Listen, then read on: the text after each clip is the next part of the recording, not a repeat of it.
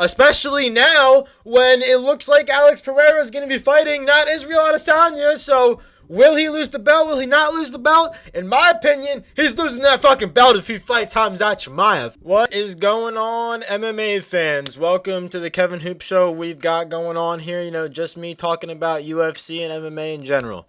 And today we have got some big talks about a lot of big money bets going on. We've got Alex Pereira over here in his little freaking podcast corner throwing out big money fights. And honestly, I'm surprised. I thought he would be going to fight Izzy next.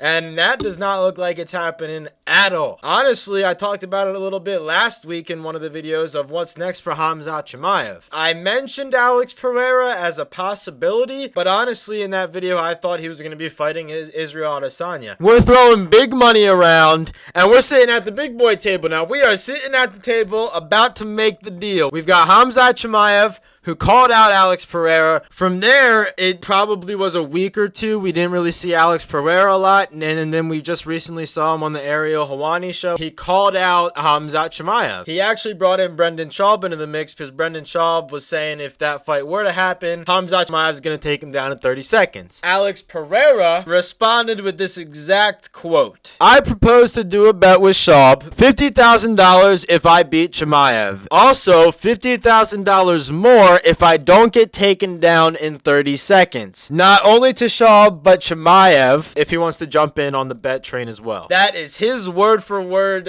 quote that he said on the podcast, which I could not be any more excited for. Dude, you're paying $100K just to beat the guy and then get taken down in 30 seconds. And to be honest, your grappling hasn't looked good. And you're going up against Khamzat Chimaev, who wants to smash everybody and has smashed everybody he has faced. So either Alex Pereira has the biggest set of balls on the UFC roster, or he's smoking the best weed anyone has on the UFC roster. Either way, I'm down to watch the fucking fight. I'm staying tuned. I'm following what happens with these two guys next. I'm excited. Now, to continue on with what I was talking about a little bit earlier, I said that Israel Adesanya looked like he was going to get the rematch right away. Why isn't that happening? I know that there was a rumor about him getting arrested at the airport. I highly doubt Israel Adesanya is trying to get into a brawl at the airport like Dylan Dennis trying to go viral in a street fight every other fucking week. Get more like Israel Adesanya. Be more cool, calm, and collective. I also know and want to bring up that he was talking about trying to take off some time and, repair himself. I don't know whether it was a knee injury he mentioned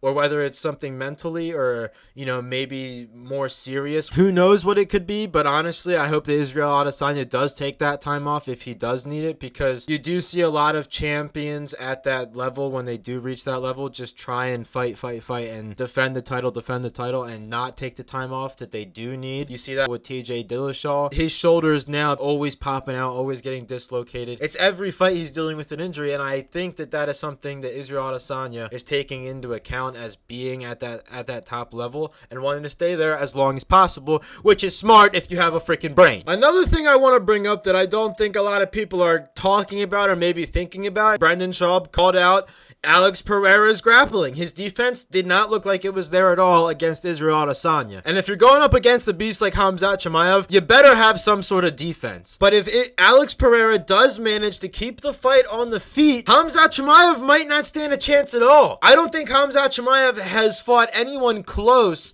to the experience that Alex Pereira has in kickboxing. He's a multiple-time champion in Glory Kickboxing, which you don't just see every fucking day. Not to mention, the dude is massive. I really think Alex Pereira could be fighting at heavyweight, if not light heavyweight. I know that there's talks about this fight being at 205 pounds. That's obviously not going to be for the belt because the 205 belt is getting fought for in freaking a week, and Alex Pereira has the middleweight belt at 185. I don't know. Maybe they're just trying to, make it a money fight. Who knows when it comes to that aspect of it? But I think it would be entertaining to see it at 185. We've seen Khamzat miss weight at 170, so I think it would be a better fight to see if he might look better at 185, and that might be his actual weight division moving forward. Who knows? We've still yet to see. The big thing, though, that I think Alex Pereira is going to have to focus on when it comes to grappling in general is specifically Russian Sambo and maybe even Judo. The reason I'm saying this is because I recently watched a video of someone in the UFC, a veteran who's retired now. They talk about how Khabib's mentality on grappling in general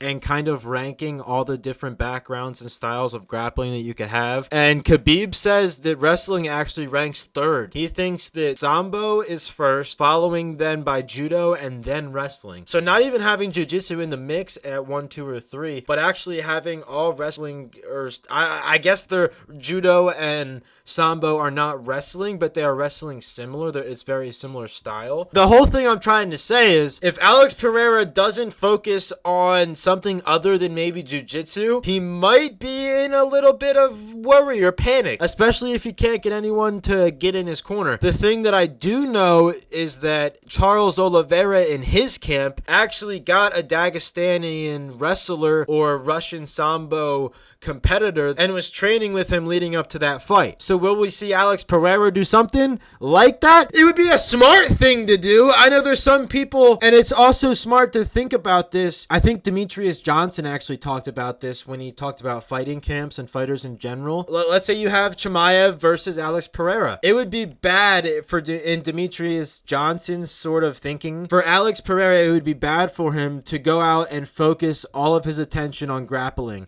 just to then counter Chimaev's sort of fighting. It would be smarter for Alex Pereira to figure out how to get Chimaev to fight in his fight that he wants to fight. Alex Pereira wants to have a fight that's on the feet. So make Chimaev fight the fight on the feet instead of focusing on grappling, which is Chimaev's fight. That's all Chimaev's background. That's fighting Chimaev's type of fight. Whichever way he chooses to train, honestly, is the way you're going to see the fight go. I think if he's training more just defense and trying to keep the fight on the ground, that's where to look at. You have a lot of interactions against the cage. You have a lot of interactions in the clinch. That's where you want to focus on so the fight doesn't get to the ground. So you figure out how to get out of those positions on the cage, in the clinch, before it gets to the ground to keep it on the feet. That's what Alex Pereira should be doing. Last thing I want to talk about real quick is really what's going to be happening down the line in the middleweight division, at least with the 185 belt. We heard Israel Adesanya talk about on the Flagrant podcast. He actually wasn't even thinking about the possibilities of Alex Pereira losing the belt and then him having to fight someone completely different to attain the belt, which I think is something completely logical to think of, especially now when it looks like Alex Pereira is going to be fighting not Israel Adesanya. So will he lose the belt? Will he not lose the belt? In my opinion, he's losing that fucking belt if he fights Khamzat Chimaev. That shit is set in stone. He will lose if he fights him. Which, you know, anything could happen and he could lose the belt to Khamzat Chimaev. And if that does happen, you could see Israel Adesanya versus Khamzat Chimaev, which I think is another entertaining fight, especially because Israel Adesanya looks like he's got more grappling knowledge in general, not just to say defense, but not more grappling experience in general than Alex Pereira did. I know that there were some things about Alex Pereira having his indigenous culture type of grappling style. Dude, that did not fucking work when it came to Israel Adesanya doing easy jiu-jitsu techniques on you. I'm talking just how to get out of freaking mount with a simple elbow escape. But sometimes you have to learn and adapt to move forward, to get better. If you have that mentality of just using that culture style wrestling, not gonna work, dude. I'm just flat out telling you now, not gonna work. But if we do see Khamzat Chimaev versus Israel Adesanya, I do think that would be an entertaining fight. I do not know, maybe Israel Adesanya, and it's hard for me to say this and hard for me even to believe that this would happen, but Israel Adesanya have a fight before he fights for the title again. Maybe he fights another Gilbert Burns or somebody like that. Who knows? We'll have to see. With that, though, ladies and gentlemen, it is Friday today, and tomorrow we have UFC Orlando, so tune in to the watch party for that. Kevin Holland versus Stephen Wonderboy Thompson. I know both of these fighters, Thompson and Holland, talked to each other about actually keeping the fight on the feet, not going to the ground at all, which I think is going to be entertaining. It's typical for both of them to respect each other enough to say, hey, I'm gonna be doing this and I hope you're gonna be doing this as well, and let's fucking do it, bro. Don't forget to like, comment, and subscribe on the video, guys. I appreciate talking to you guys in the comments, and it really shows a lot that you guys are enjoying the content when you leave a like, so don't forget. We've got December 10th next weekend coming up with the pay-per-view. All the content is going to be out next week for that, so stay tuned and looking for that. Hit the subscribe button, though. It lets you guys know when we upload a video, and, you know, you keep up to date with the UFC. These 10-minute videos aren't that long to watch. I try and keep them short and sweet and a little entertaining. With that, have a great fucking day.